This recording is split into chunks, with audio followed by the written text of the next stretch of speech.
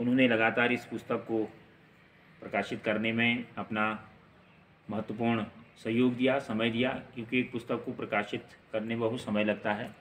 उसके पीछे बहुत समय जाया करता है। तो इस समय आदरणीय जोशी जी ने पूरी तन्मयता के साथ इस पुस्तक को तैयार किया है। मैं कार्यक्रम को आगे बढ़ाने से पूर्व हमारे मुख्य अतिथि, हमारे वरिष्ठ साहित्यकार, मार्गदर्शक, परम श्रद्धेय माननीय गोपाल दत्त भट्ट जी और अन्य सभी मंचासीन अतिथियों से निवेदन करूंगा कि अपने कर कमलों से इस पुस्तक का विमोचन करेंगे, फिर उसके बाद हम आगे की कार्रवाई करेंगे। धन्यवाद। पीछे बहुत स्तुत्य प्रयास किया है और इस पुस्तक के बारे में और कविताओं के बारे में आप ही इसमें ज़्यादा जानते हैं, तो मैं आपसे निवेदन करूंगा कि थोड़ा सा इस पुस्तक की रूपरेखा, इसकी पृष्ठभूमि के बारे में भी आप। मैं तहे दिल से आभार व्यक्त करती हूँ। आज मेरे कलम में आवाज़ मेरी कलम की इस पुस्तक का विमोचन आज ज्ञानार्जन पब्लिक विद्यालय गरुड़ में होने जा रहा है। इसलिए आप सभी का, मुझे सपोर्ट करने के लिए आप सभी का मैं तहे दिल से आभार व्यक्त करती हूँ। आवाज़ मेरे कलम की यह पुस्तक मैंने जब मैं 10th के एग्ज़ाम, बोर्ड के एग्ज़ाम दे के आई थी, तब से मैंने लिखनी शुरू की थी। यह पुस्तक मैंने अपने साथियों के आग्रह पे लिखनी शुरू की थी। पहली बार मेरी एक फ्रेंड भावना ने बोला था कि हम सभी अपने फ्रेंड लोगों पे एक कविता बनाते हैं, देखते हैं किसकी कविता सबसे अच्छी बनती है। तो हम सभी ने कविता लिखनी शुरू की थी। तो मेरी कविता, उस दिन हमने अपनी अपनी कविताएं सबको दिखाई थी और वो कविता थी मेरे दोस्त। उस दिन मैंने अपनी कविता सर लोगों को भी दिखाई। तो सर ने, जो मेरे विद्यालय के प्राचार्य हैं डॉक्टर हरेंद्र सिंह रावल, उन्होंने मुझसे कहा था, बेटा ये पुस्तक आपने लिखी है? मैंने बोला सर हाँ। तो फिर उसके बाद वो दूसरे दिन जब प्रार्थना की सभा होती है तो उन्होंने मुझसे वो पोयम आगे सुनाने के लिए कहा था। तो मैं आगे गई और अपनी पोयम सबको सुनाई। तो वो कविता सबको याद आई, सबको अच्छी लगी। तो फिर उसके बाद मैंने अपनी और पोयम लिखनी स्टार्ट की। फिर उसके बाद मैंने एक पोयम लिखी थी, बागी समाज है, जो मैंने समाज पे लिखी थी, विद्रोही, जो कि वहाँ पे मैंने लिखा था। आप सबके सामने वह कविता मैं रखना चाहूँगी।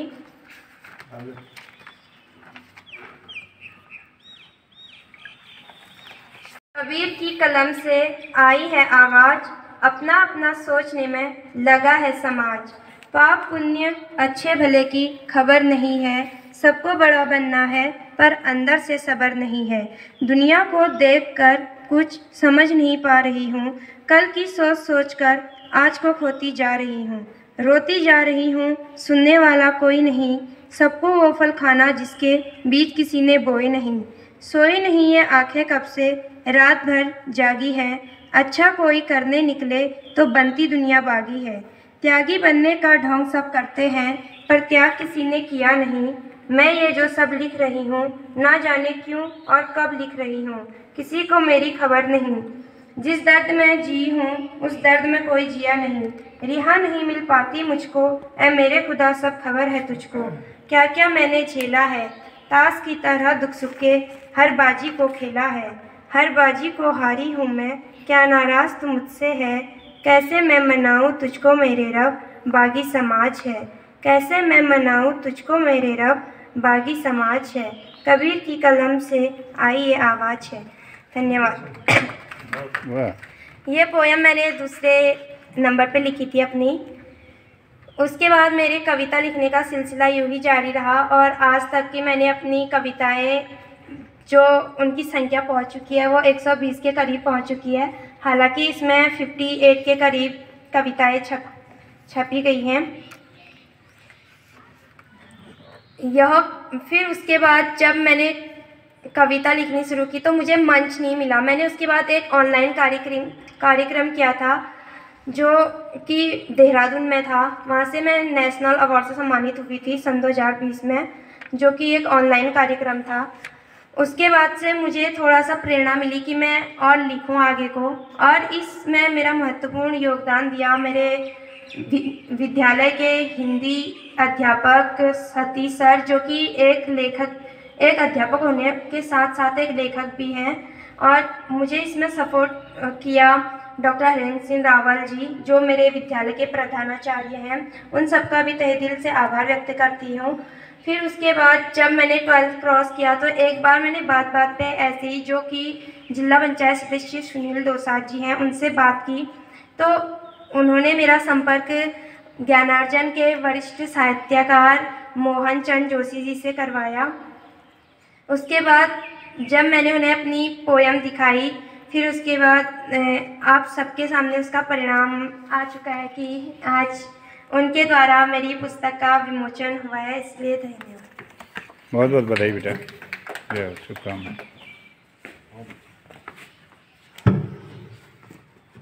धन्यवाद बहन नीलम। और कार्यक्रम को आगे बढ़ाते हुए मैं निवेदन करूंगा, हमारे बीच में हमारे हिंदी विभागाध्यक्ष सुमित्रानंदन पंत राजकीय महाविद्यालय गरुड़ परम श्रद्धेय डॉक्टर हेमचंद दुबे जी हैं। मैं आपसे निवेदन करूंगा कि इस अवसर पर आप भी अपनी बात को रखेंगे और एक कविता या एक शुरुआत कर देंगे काव्य की भी, एक वंदना से डॉक्टर हेमचंद दुबे जी। धन्यवाद बड़सिला। हमारे कॉलेज की बीए प्रथम सेमेस्टर की विद्यार्थी कुमारी नीलम गोस्वामी के आज आवाज़ मेरी कलम की के लोकार्पण के शुभ अवसर पर मंचस्थ आज के हमारे मुख्य अतिथि माननीय पूर्व राज्य मंत्री गोपाल दत्त भट्ट जी, वरिष्ठ साहित्यकार हमारे बड़े भाई पूज्यपाद रमेश चंद्र ब्रजवासी जी, आदर्श ज्ञानार्जन समिति के अध्यक्ष और वरिष्ठ साहित्यकार श्री मोहन जोशी जी, और इस किताब के प्रकाशक भी आप हैं। साथ में जिनकी किताब का आज यहाँ पर विमोचन हो रहा है हमारे ऊर्जावान और कर्मठ विद्यार्थी मेहनती नीलम, पत्रकार और साहित्यकार बड़शीला जी, साथ में नैनीताल हाईकोर्ट के अधिवक्ता और हमारे पूज्य चाचा जी श्री डी.के. जोशी जी, साथ में हमारे नवीन जी हैं यहाँ पर, और नीलम के साथ आए हुए मनीष गोस्वामी जी सहित जो मेरी आवाज़ सुन रहे हैं अगल बगल, सभी को इस खुशनुमा मौके पर बहुत बहुत साधुवाद। और सबसे पहले तो मैं नीलम को बधाई दूंगा, क्योंकि नीलम हमारे महाविद्यालय की एक ऐसी छात्रा है जो राष्ट्रीय सेवा योजना और अन्य कार्यक्रमों में भी पूरी जोश खरोश से काम करती है, और जहाँ तक क्लास का सवाल है, क्लास में भी नियमित उपस्थिति रहती है। और छोटी उम्र में इस बेटी ने बहुत अपने जो भावनाओं को एक पुस्तकाकार रूप दिया। ये समाज को बेटियों के बीच में बेटियों के समूह का प्रतिनिधित्व इन्होंने किया है। इसके लिए ये बहुत बड़ी बात है, क्योंकि इतनी छोटी उम्र में ऐसे सृजन कार्य कर लेना अपने आप में बहुत बड़ी बात है। क्योंकि धीरे धीरे किताब तो व्यक्ति जीवन में बाद में लिख पाता है, लेकिन इस बिटिया ने हिम्मत जुटाई। और इनके जैसा कि बिटिया ने कहा भी, इनके पूर्ववर्ती जो कॉलेज के हमारे परिचित भी हैं प्रधानाचार्य लोहार चौड़ा विद्यालय के डॉक्टर हरेंद्र रावल जी और दिनेश शेट्टी जी, जो हमारे साहित्यकार भी यहाँ कार्यक्रमों में भी आते थे, तो उनके सानिध्य में इस बेटी ने अपनी भावभूमि को उर्वर किया। और साथ में ज्ञानार्जन विद्यालय के हमारे जोशी जी के द्वारा जो अनवरत जो वो चलते हैं, ऑनलाइन प्रोग्राम चलते हैं, कवि संबंधी, कवि गोष्ठी और काव्य संबंधी, तो उनमें बेटी ने हिस्सा लिया नीलम ने, और ऐसे ही इसका मनोबल बढ़ा और आगे को धीरे धीरे ये प्रगति पथ पर बढ़ी। तो ये एक मिसाल सबके सामने है, और बेटियों के समाज में एक आदर्श की स्थापना इन्होंने की, इसके लिए मैं इनको साधुवाद देता हूँ। और आने वाले समय में भी और सभी बच्चे, आने वाली जितनी भी बेटियां हैं, वो ऐसे सर्जना के क्षेत्र में और काम करेंगी, ऐसा मेरा विश्वास भी है। जैसे कि मैंने अभी सरसरी तौर पर, पूर्व में तो मैं इनकी कविता देख नहीं पाया, महाविद्यालय में कविता सुनाती थी। वास्तव में जो जिसके अंदर कवित्व प्रतिभा होती है वो स्वतः स्फूर्त होती कविताएं। तो इनकी कविताओं को मैंने अभी देखा एक झलक, तो एक जो निर्दोष कवि का जो सर्जक का एक गॉड गिफ्ट जिसे कहते हैं, जो भगवान का एक वरदान है, इनकी कविताओं को देखकर मुझे लगा कि जब व्यक्ति जो पूरा मन से जो है बिना लाग लपेट के लिखता है, जो सोचता है वो सीधे अभिव्यक्त कर देता है। तो नीलम ने वही कार्य किया है और उसमें बहुत ज़्यादा इफ और बट उसने लगाया नहीं, जैसा सोचा उसे कलम से उसको शब्द दे दिए और वो हर्फ उतार दिए। तो बहुत अच्छा ये इनका प्रयास है, क्योंकि होता क्या है कि बाद में जो साहित्यकार लोग होते हैं वो बहुत ज़्यादा फिर उसमें दिमाग लगाना शुरू कर देते हैं। जैसे हम लोग हैं ना, तो हम तो अब कोई चीज़ लिखते हैं तो बहुत ज़्यादा मानसिक श्रम करते हैं कि 10 लोगों का भाई अभी क्या लिखा जा रहा है, जो लेटेस्ट जो बड़े बड़े साहित्यकार हैं वो कैसा लिख रहे हैं, उसको भी हम अपना आधार मानते हैं। एक होता है कि स्वतः स्फूर्त, जैसे कबीरदास थे, मसी कागज छुए नहीं कलम गई नहीं आया, तो स्वतः अभी शुरुआत में जो तुमने लिखा है बहुत अच्छा मतलब लिखा है। ऐसे ही आगे को बढ़ते रहोगे तो आपको और भी परिपक्वता भी आएगी और इन कविताओं में आपकी जो निर्दोष छवि है वो बहुत झलकती है और बहुत वजनदार जो आपका हृदय पक्ष है इसमें झलकता है। तो इसमें एक चूड़ी वाला मैंने रचना पढ़ी थी जिसमें आपने बिल्कुल अपनी निर्दोष भावनाओं को अभिव्यक्त किया। साथ में मैंने जितनी कविताओं के शीर्षक देखे और सरसरी तौर पर, तो इसमें एक बेटी का जो उसका मन है तो वो उसका प्रतिबिंबन हुआ है उसमें कि किस प्रकार से उसे भी समाज में एक खुलकर, यानी कि मतलब एक ललक उसके भीतर है, जो कि वर्तमान समय में हम देख रहे हैं बेटी बचाओ बेटी पढ़ाओ भी आंदोलन चल रहे हैं दुनिया भर के महिलाओं से संबंधित, लेकिन इनके उसमें एक छटपटाहट है कि वास्तव में बंधन तो है ही, क्योंकि हम लोग हैं बेटियों को मतलब पूरा उतना एक्सपोजर मिलने के लिए या वो करने के लिए तो समाज में अभी उतना हो नहीं पाया है। उनको खुले तितलियों की तरह उड़ने देना चाहिए। अभी वर्तमान में जो महिला विमर्श चल रहा है, मैं जुड़ा हूँ महिला उत्तर्जन करके कोटद्वार की हमारी हिंदी विभाग की मैडम हैं और वो लोकेश नवानी है, बिंसल पब्लिशिंग हाउस देहरादून के, उनने जो ग्रुप बना रखे हैं उनसे जुड़ा। तो वास्तव में अभी देख रहे हैं हम कि वर्तमान में जो महिला समाज लिख रहा है वो पूरे एक ये जो कारा है, एक बंधन है, ये महिला वाला बंधन है, उससे उसको तोड़कर समाज के बीच में आने की एक चेतना है और होना भी चाहिए। भगवान ने सबको एक जैसा बनाया और हमने महिला समाज में कई तरह के बंधन, हमारे परंपरागत बंधन है, दुनिया भर के बंधन हैं, वो बंधन डाल दिए। और तो इस प्रकार से अगर ऐसी रचनाशीलता समाज में रहेगी तो ये चीज़ें बहुत आगे तक जाएगी। खैर यहाँ पर ये बहुत ज़्यादा बौद्धिक गोष्ठी नहीं है, इसमें मैं चर्चा ज़्यादा नहीं करूँगा क्योंकि मैं पेशे से एक अध्यापक हूँ और अध्यापक का काम ही बोलना होता है, तो बोलने में फिर बहुत लंबा हो जाता है, इसलिए मैं अपनी वाणी को धीरे धीरे समाप्त करता हूँ और नीलम को कोटिशा बधाई देता हूँ। आने वाले समय में आप और भी अच्छी अच्छी रचनाएं करें और भगवान माँ कोट भ्रामरी आपको आपके कलम को बहुत ताकत दे। धन्यवाद।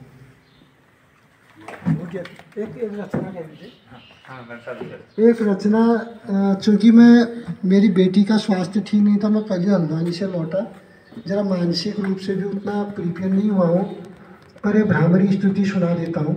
स्वागत। ऐसे अवसर पर देवी भ्रामरी देवी भ्रामरी मेरी सेवा लिया वरदना होया, मेरी सेवा लिया सुफल है जाया है। माता सुनंदा हे जग माता वरदाना होया, मेरी सेवा लिया सुफल है जाया है। देवी भवानी तू माता रानी माँ वरदाना होया, मेरी सेवा लिया सुफल है जाया हो।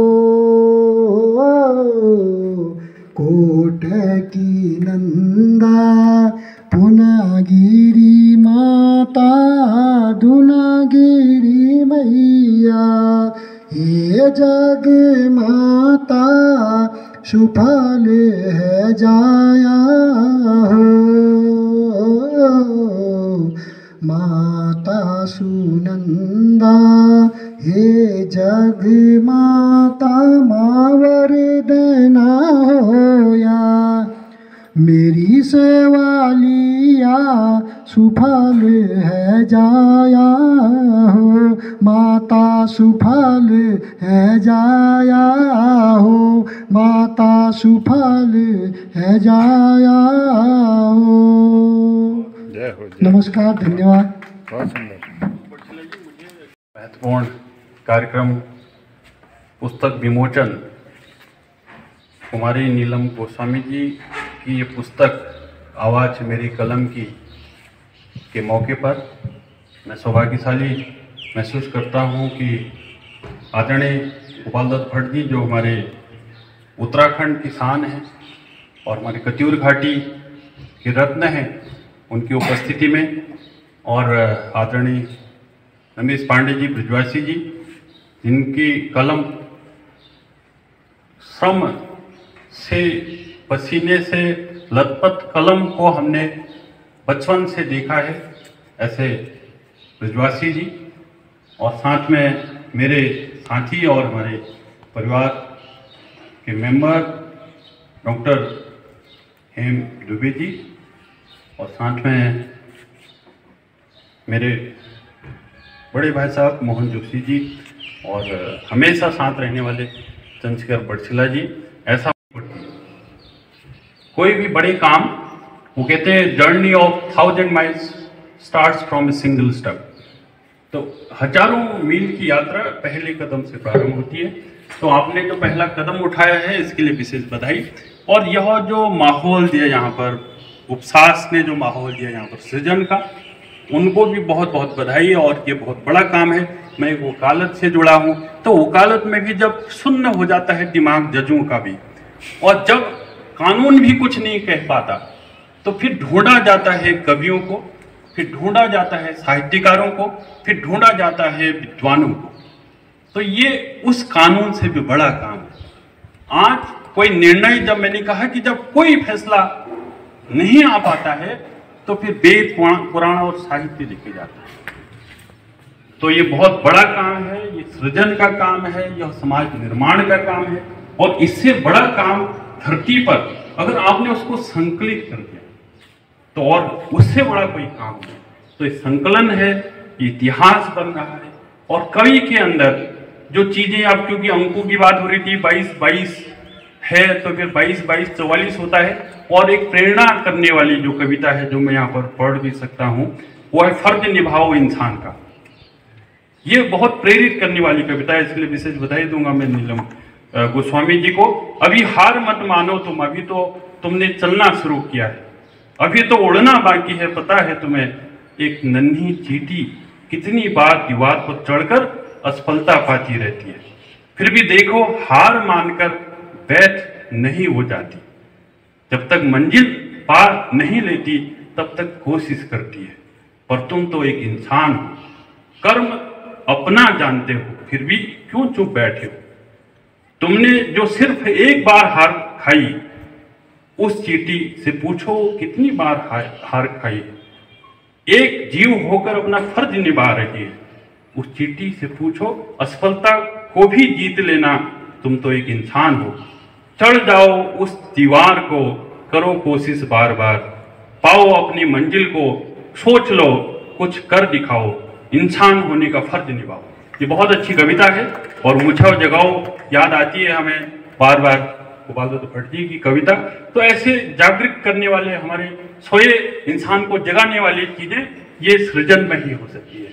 बस एक सुझाव के तौर पर, क्योंकि होता क्या है कि मेरे पास घर में जो अनाज होगा मैं जमीन पर उसको फेंकूंगा और वो फिर अंकुरित होता है। जो मेरे घर में होगा, मतलब जो मेरी मुट्ठी में अनाज है उसको ही मैं फेंक पाऊंगा और वही जमीन पर उगेगा। तो जो हमारे अंदर जो चीजें, बीज कहां से आती हैं? बीज आते हैं अध्ययन से। वकील का भी पेशा है जो पढ़ो पढ़ो और पढ़ो और कोई काम नहीं, मतलब जितना आप पढ़ेंगे उतना निखार आते रहता है। तो बहुत अच्छा कार्य हुआ है और बहुत अच्छे संरक्षण में हुआ है। तो मैं और एक शब्द ये मतलब क्योंकि ये कितना बढ़िया हो गया कि पहले टाइटल पर ही चर्चा होने लगी कि इसमें मेरे कलम की आवाज होनी चाहिए या मेरी कलम की आवाज होनी चाहिए। तो ये अपने आप में बहुत बड़ी उपलब्धि है, क्योंकि जब तक वो चर्चाओं में, विवादों में नहीं आएगा तब तक उसकी चर्चा होगी ही नहीं। ये वाहे बगाहे इस पर चर्चा होगी। और यहाँ पर जो बड़छिलिया जी ने अपनी खुद भूमिका में इस पुस्तक का नाम वही लिखा है, आवाज मेरी कलम की। तो यहाँ पर मैं भी सोच रहा था, अगर सपोज करिए हो सकता है वो उन्होंने मोटी कलम की बात करी हो जिसमें स्त्रीत्व का भाव नहीं, पुरुष का भाव हो, तब तो मेरा होना चाहिए, मेरे होना चाहिए।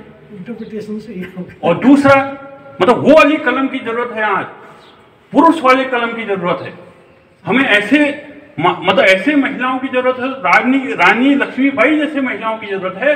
तो आज ऐसे कलम की जरूरत है जो स्त्रीलिंग नहीं पुल्लिंग वाली कलम की जरूरत है।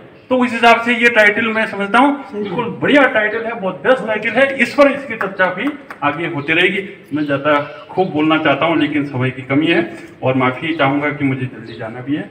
और मुझे अच्छा लगा और मुझे आप सबका आभार व्यक्त करना चाहता हूँ और मुझे बहुत खुशी है और ऐसे कार्यक्रम होते रहने चाहिए। जहाँ तक मेरे सहयोग की बात है, जब भी हो मुझे जरूर याद करें और मैं हाजिर होने की कोशिश करूँगा। धन्यवाद बहुत बहुत। ठीक हो ब्रजवासी जी को इस अवसर पर आप भी अपनी रचना और अपनी वाणी से हम सबको यहाँ पर अपने मुखार बिंदु से गौरवान्वित करेंगे। श्री रमेश चंद पांडे ब्रजवासी।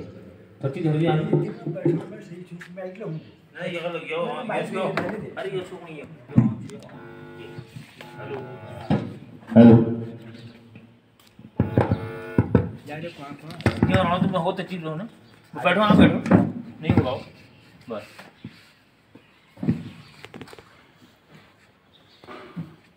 आज के पुस्तक विमोचन समारोह में उपस्थित हमारे बुजुर्ग साहित्यकार और राज्य सरकार में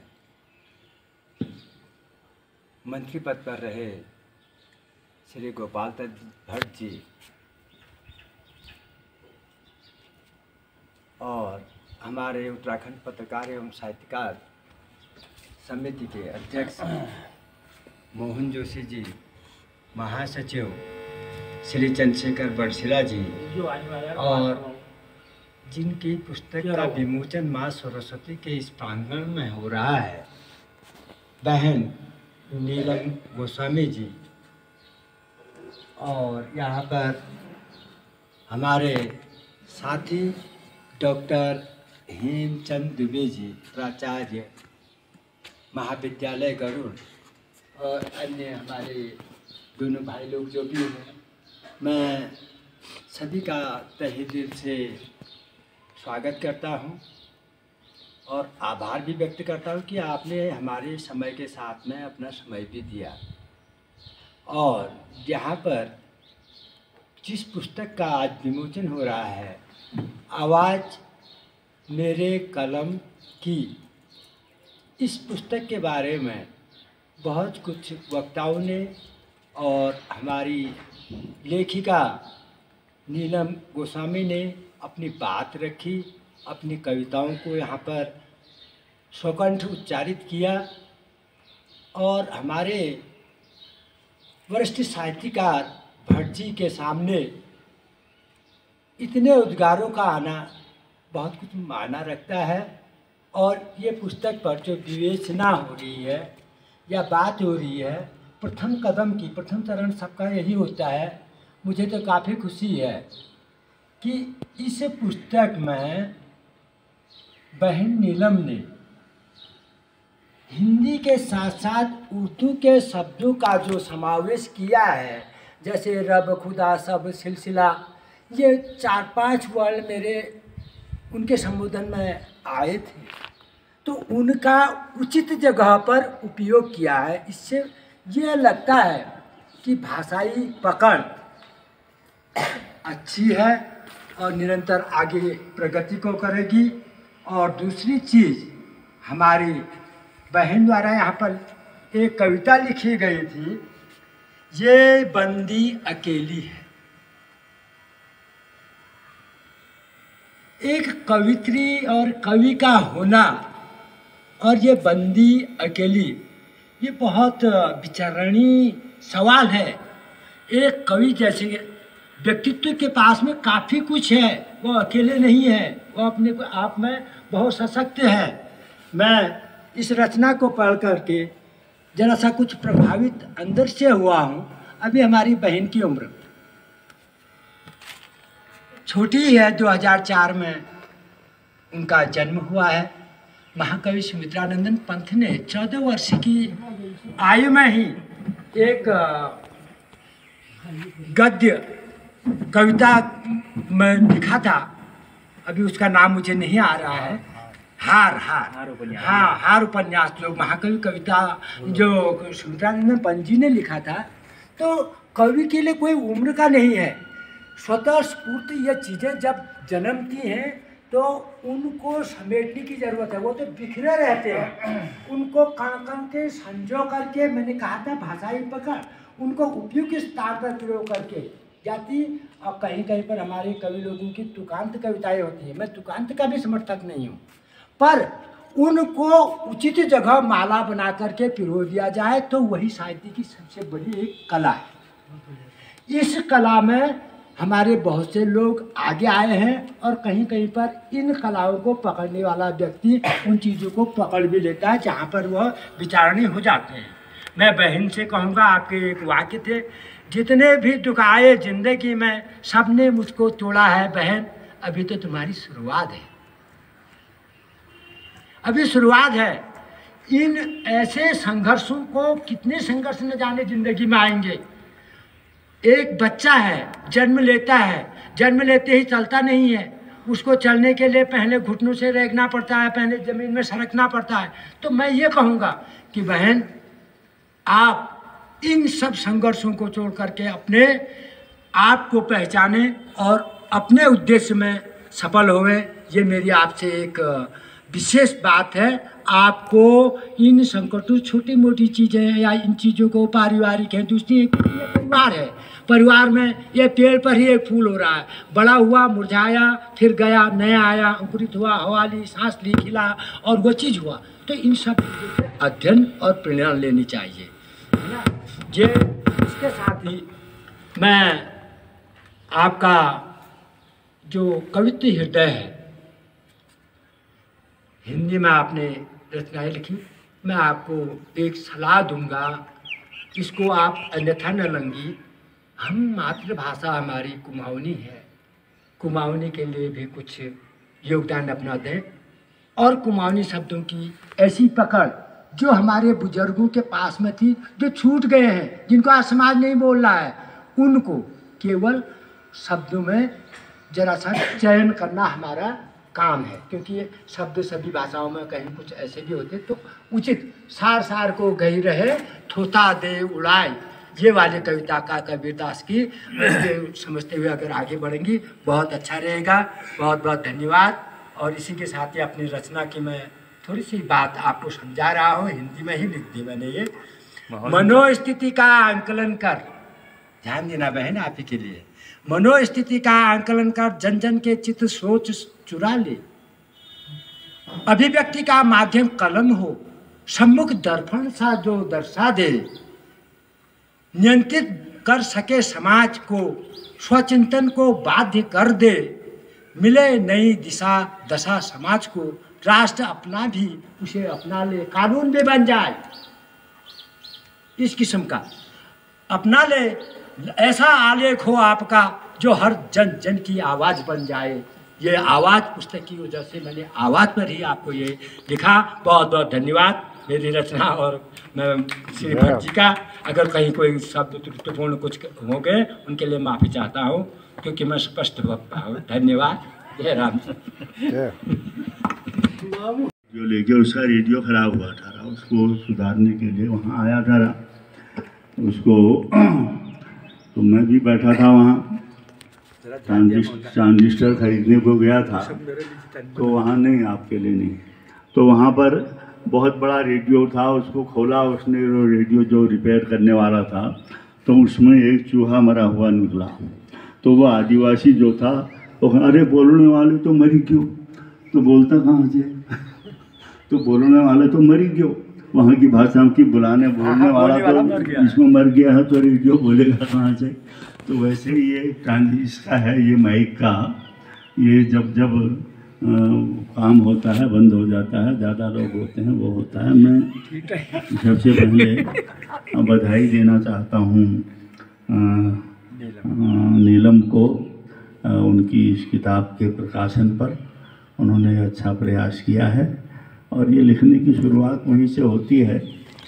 मैं तो जैसा कहा कि मैं तो मध्य प्रदेश में बहुत दिन रहा, तो नर्मदा नदी यहाँ से निकलती है अमरकंटक से, एक छोटी सी धारा के रूप में वो निकलती है, और धीरे धीरे धीरे धीरे इतनी विशाल बन जाती है वो नर्मदा।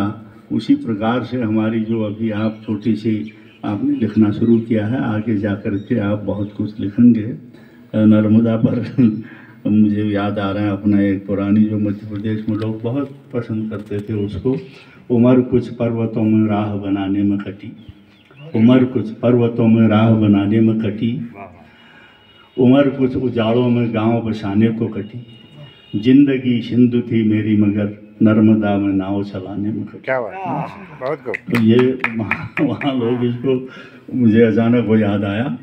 तो कविता अभी इसमें मैं देख रहा था, 2 लाइनें, मन करता है मेरा जोर से चिल्लाने को, मन करता है मेरा अपना दर्द बताने को, ये इन्होंने, नीलम ने लिखा है। मुझे परसों कौसानी में पंजी के बारे में काफ़ी कुछ वो आया, तो मुझे एक घटना वहाँ याद आ रही है, आपको बताता हूँ।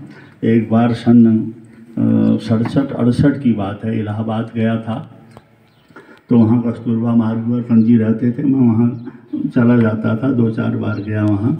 तो वहाँ अल्मोड़े के एक वरिष्ठ साहित्यकार क्या थे, जिन्होंने कुमाऊनी के लोकगीतों का संकलन किया था, ब्रजेंद्र लाल शाह, वो भी बैठे हुए थे पंजी के यहाँ।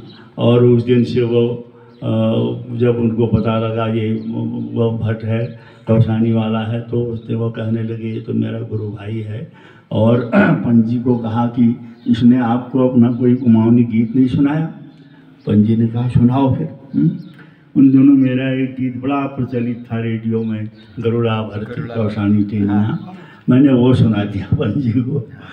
पंजी ने कहा ये तो बहुत अच्छा गीत है। मैंने कहा साहब इसमें खाली शब्द ही शब्द हैं, नहीं तो इसमें साहित्य है और न कुछ है, इसमें तो पहाड़ की, एक पहाड़ का दर्द है, पहाड़ की पीड़ा इसमें है। पंजी फौरन बोले अरे दर्द से ही तो कविता निकलती है, दर्द से ही तो कविता निकलती है। तो ये इसने जो लिखा है इसमें कि अपना दर्द बताने को, अपना दर्द तो सभी बताते हैं, समाज के दर्द को बताने की आवश्यकता है, उससे कविता बनेगी। अपने पीड़ कबीर के हूँ, देवकी मेहरा का एक रचना थी, मुझे अपनी पीड़ कबीर के हूँ। तो मेरी एक रचना और थी कि लिखना चाहिए जो हर एक पीड़ का लिख।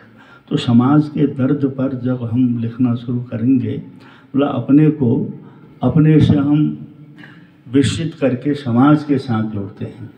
ढूंढो घुरी पहाड़ बगी पुजगो हरद्वार, घर जब अपना छोड़ दो अपना सब संसार। तो समाज के दर्द के साथ हम अगर अपने आप को जोड़ना शुरू करेंगे तो कविता में ताकत आएगी, कविता में कालजयी होने की वो आती है। और बहुत ज़्यादा लिख के भी कुछ नहीं होता है। बहुत सारे लोग लिखते हैं, इतना लिखते हैं, इतना लिखते हैं, लिखे जाते हैं, लिखे जाते हैं। तो मेरे साथ एक दुबे था, वहाँ मध्य प्रदेश के धार जिले के गांव में एक विद्यालय चलाता था। तो वो वहाँ एक खादी ग्रामोद्योग की एक संस्था थी, उसमें वो बाबू था। तो वो संस्था का मुझे उसका सेक्रेटरी बना दिया कुछ लोगों ने। तो बाद में एक दिन वहाँ गया मैं, तो उसकी औरत आई वहाँ, रात को 10 बजे थे, मैं तो स्कूल चलाता था, स्कूल के बाद बैठता था वहाँ। वो आई वहाँ, बाहर से चिल्लाई, कब से रोटी बना के रखी है, पता नहीं ये तो लिखे जा रहा है, लिखे जा रहा है, जाने क्या क्या लिखता है। तो बिहारी जी ने तो केवल एक रचना लिखी थी, बिहारी सच्चे।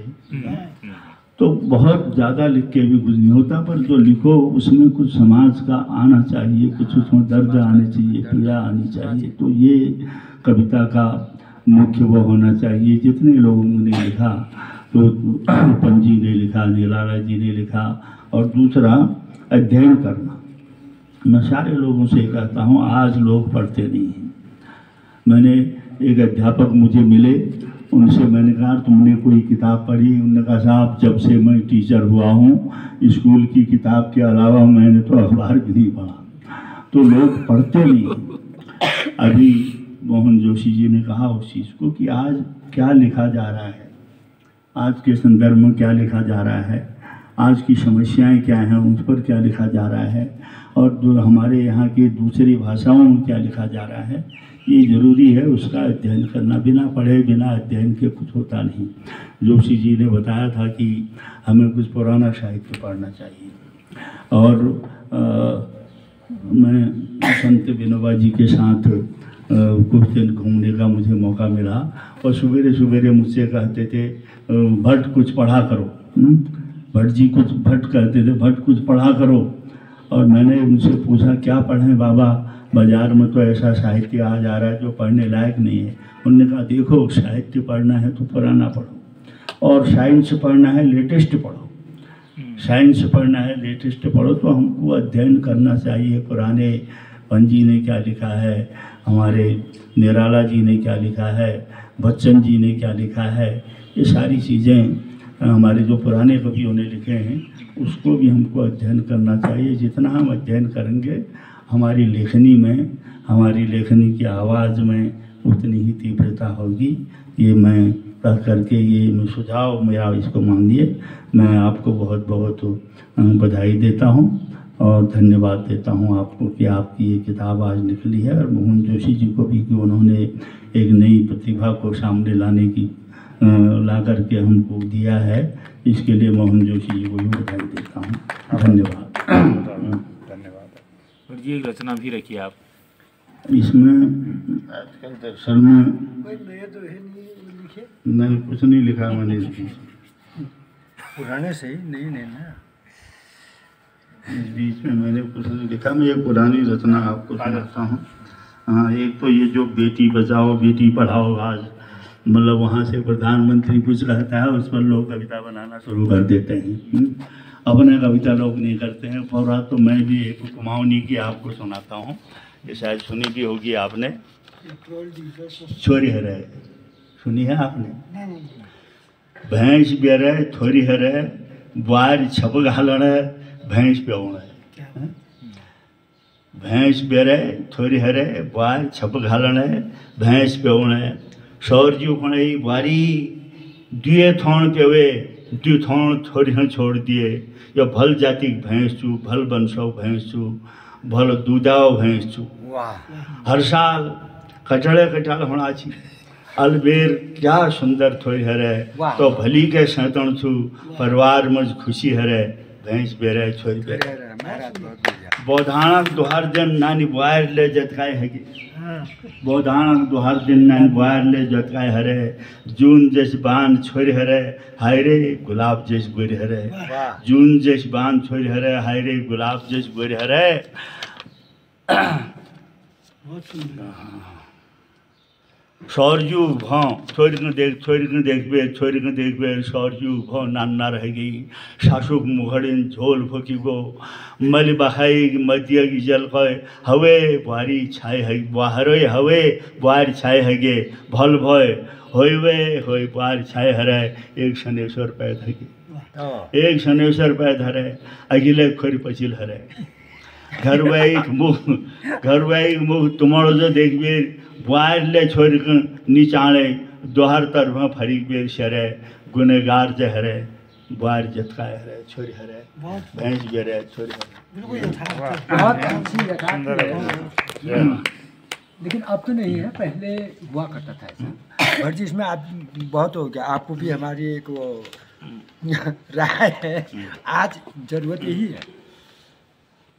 कुमावनी रचना छु बहुत अलग हिंदी सुनो मी चाहूँ कि मेरे द्विकाना बीच में जो गर्दन छू मी चाहूँ मेरे द्विकाना बीच में जो गर्दन छू ऊपर मेरी मुने हो ऊपर मेरी मुने हो मी चाहूँ मेरे खाब भीतर मेरे जिबड़ हो जो मेरे भीतर बोई दोकार बोल दियो वो जिबड़ मेरे अपने बात को कहो मी चाहूँ मेरे नहरों पर जामी हाथ मेरे हों मी चाहूँ मेरे नहरों पर जामी हाथ मेरे हों वो मूर्ति को दियो आकार जो बरसों बटी मेरे भीतर सुगुगान हो वो अनवार मिलो वो हाथ मेरे कई पर उठन महस लगौन एक नहरों पर जामी हाथ एक छन एक नहरों पर जामी हाथ एक छन मी चाहूँ मेरे दुए ढंगा पर मेरे खुटों मी चाहूँ मेरे दुए ढंगा पर मेरे खुटों जो खुद बड़ोन बाट और मिख पूजौन जामी पूजन चाहूँ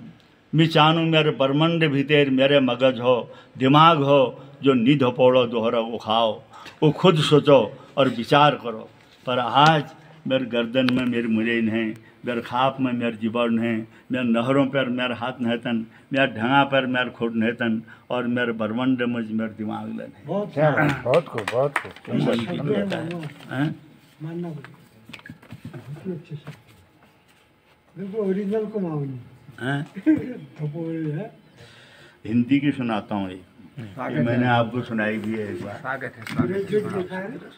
हाँ आपको सुनाई भी है डिग्री वाला कुछ लाइनें सुनाता हूँ ये जो आप ग्रेजुएटों को निकाल रहे हैं और स्कूल से हम खाली खचा रहे क्या स्कूल से ग्रेजुएटों को निकाल रहे हैं ना तो ये एक ज़माने में बहुत पुरानी रचना है मेरी हम ग्रेजुएट बेकार अरे हम ग्रेजुएट बेकार गलियों चौराहों सड़कों पर फिरते रहते हम फटे हाल चलते चलते पग थके बहुत धीमी पड़ती है चाल सिर पर चिंता का है पहाड़ मुँह के ढांचे में घुसे गाल सिर के जंगल की बड़ी घास 6 इंच खड़े दाढ़ी के बाल सड़ गई पैंट फट गया कोट खिड़कियां शर्ट पर हैं हजार हम ग्रेजुएट बेकार अरे हम ग्रेजुएट बेकार है मनी बिना पाकेट रिक्त सर्विस के ऊंचे चढ़े भाव है मनी बिना पाकेट रिक्त सर्विस के ऊंचे चढ़े भाव कोई भी कसर नहीं छोड़ी पर विफल हो गए सभी दांव एम्प्लॉयमेंट के दरवाजे कर डाली कितनी काव काव पानी होता कोई बात भी थी सूखे में डगमग करे नाव हाँ घूस सिफारिश का अपने है नहीं तनिक भी कुछ आधार हम ग्रेजुएट बेकार अरे हम ग्रेजुएट बेकार ये बेरोजगारी का है जो बस दिन निकला हम चल पलते हर रोज चप्पल हैं सटकाते नौकरी ढूंढो बस दिन निकला हम चल पड़ते हर रोज चप्पल हैं सटकाते हर ऑफिसर के बंगले से आते वापस मुंह लटकाते हर ऑफिस में चिट पहुंचाते हर नेम प्लेट को रट जाते चलते रहते हैं अविरल हूँ सैकड़ों किवाड़े खटकाते चलते रहते हम अविरत सैकड़ों किवाड़े खटका देख हमारी शक्लता किसी के यहाँ पहुँच गए अचानक चलते रहते हम अविरल, हम सैकड़ों के वाले खटकाते। देख हमारी शक्ल चढ़ा साहब की बीबी को बुखार, सुबेरे सुबेरे किसी साहब के यहाँ चले गए। देख हमारी शक्ल चढ़ा साहब की बीबी को बुखार, हम ग्रेजुएट बेकार, अरे हम ग्रेजुएट बेकार। किस्मत से कुश्ती लड़ते हैं फिर खा जाते हैं पछाड़। सर्विस राधा के बिना मिला, कान्हा का मधुबन है उजाड़। कुछ देर अगर हो गई कभी घर का मालिक उठता दहाड़, किराए पर रहते थे। कुछ देर अगर हो गई कभी घर का मालिक उठता दहाड़, दिल टूक टूक हो जाता है घरवाली की सुनकर लताड़। इसलिए कई दिन सो जाते सड़कों पर ही टांगे पसार। क्या बात, हम ग्रेजुएट बेकार, अरे हम ग्रेजुएट बेकार। अरमानों की होली जलती और सपने सारे चूर हुए। देख सुदामा की दीन दशा, सब संगी साथी दूर हुए। हे भगवन मूर्ख मौज करें फिर हमसे क्या कसूर हुए। ना मरे हुए ना जिंदे हैं हम, कुछ ऐसे मजबूर हुए। ऐसा लगता है जैसे हम ले आए हों जीवन उधार। हम ग्रेजुएट बेकार, अरे हम ग्रेजुएट बेकार। अब 4 ईयर पूरे होते हमको होने को ग्रेजुएट। लगता है हम 40 साल पैदा होने में हुए लेट। 40 साल पहले जो ग्रेजुएट होते थे उनकी कुछ कदर थी। लगता है हम 40 साल पैदा होने में हुए लेट। सच कहता हूँ इस साल मेरा 13 किलो घट गया वेट। धस गए नैन में, धस गए नैन भी गड्ढों में, घुस गया पीठ में हाई पेट। महीनों से अप्रत है उधर, बरसों से न आई डकार। हम ग्रेजुएट बेकार, अरे हम ग्रेजुएट बेकार। पर बहुत हो चुका है दोस्तों, अब नस नस में आता है उबाल। बहुत हो चुका है दोस्तों, नस नस में आता है उबाल। अब अंधियारे की परछाई भी हमको दिखती है लाल लाल। हड्डी में वज्र सरकता है, उर्मे धू धू जलती मशाल। होगा सुख दुख का बंटवारा, कुंडली खोलता महाकाल। अब इनकलाब के लिए मित्र हम देंगे सब कचरा बुहार। हम ग्रेजुएट बेकार, धन्यवाद। आपकी कविता में इतना दम है, भाई साहब भी सुन रहे हैं आपकी कलर वाली भी आपकी कविता सुन रहे। आदरणीय हमारे मुख्य अतिथि माननीय गोपाल दत्त भट्ट जी, उपसाज के पूर्व महासचिव और वरिष्ठ पत्रकार आदरणीय रमेश चंद्र ब्रजवासी जी, हमारे दैनिक जागरण के वरिष्ठ पत्रकार एवं साहित्यकार श्री चंद्रशेखर बड़शीला जी, हमारे बीच में आज के इस कार्यक्रम की जो धुरी हैं कुमारी नीलम जी, उनको मैं बधाई देते हुए पुनः शुभकामनाएं देता हूं। हमारे बीच डॉक्टर हेम दुबे सर और मनीष जी, मैं आप सबको अभिनंदन करता हूं। हमारे बीच आए 400 ग्राम से आदरणीय नवीन जी। मैं महेश पांडे जी का भी और डीके भाई का भी आभारी हूं, उन्होंने भी इस कार्यक्रम में शिरकत की और इस कार्यक्रम को आप सबने सुंदर बनाया। और ज़्यादा न कहते हुए आपको मैं सबको पुनः धन्यवाद करता हूं। ब्राह्मणी माता से निवेदन करूं, एक प्रार्थना करूं और एक उनकी वंदना करता था। घर घरों में तेरी आरती, थानो थानो तेरा दी जगन। मन मनों में मनन में तू, यो मनम के तेरी एक लगन। घर घरों में तेरी आरती, थानो थानो तेरा दी जगन। कोडाई फूलों की बिन तेरा फूली सके, घूमी सके धरती नैन हवा घूमी सके। तू शक्ति प्राणों की भ्रामरी माँ, तू कह सत नमन। मंदिरों में तेरी आरती, थानो थानो तेरा दी जगन। पयान झाला माली शंकर पार्वती, सत्यनारायणा शीतला माउती और माता दिव्येश्वरी। हे शक्ति तू कैसत नमन, घर घरों में तेरी आरती, थानो थानो तेरा दी जगन। जब अरुणाक्ष के मौनों का वेश में मारो हो अवतरण यो भारत देश में। राम ऋतु गरुड़ की शक्ति तू कैसत नमन, घर घरों में तेरी आरती, थानो थानो तेरा दी जगन। बोलो भ्रामरी माता की जय हो। मैं शारदा माता के लिए प्रणाम करूं और धन्यवाद करनो, सबको आभार व्यक्त करनो। पुनः मैं बधाई देनो बिटिया नीलम जी को, और ये सुंदर कार्यक्रम बना लीजिए, बहुत बहुत आभार। सुंदर संचालन लीजिए आदरणीय चंद्रशेखर बड़शिला जी, आभार और धन्यवाद।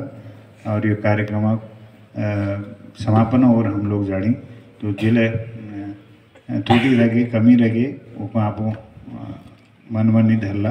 बहुत बहुत आभार धन्यवाद। और आज कार्यक्रम समापन करने घोषणा करूँ। बहुत बहुत आभार। अरे ये वीडियो ऑन था क्या?